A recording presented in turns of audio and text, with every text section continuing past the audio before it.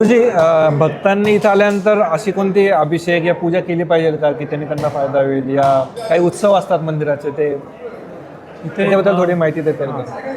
इथे 3 उत्सव असतात, मोठे उत्सव. पहिला म्हणजे दत्त जयंती. बरोबर. दत्त महाराजांचे जन्म जे झालेले ते 2 दिवस साजरा झाला. बरोबर. पहिल्या दिवशी पाळणा होते. महाराजांच्या जन्म काळात पाळणामध्ये महाराजांना बसवून उत्सव साजरा होते. बघण्यासारखं असतं म्हणजे बघण्यासारखं असतं म्हणजे. बघण्याचा.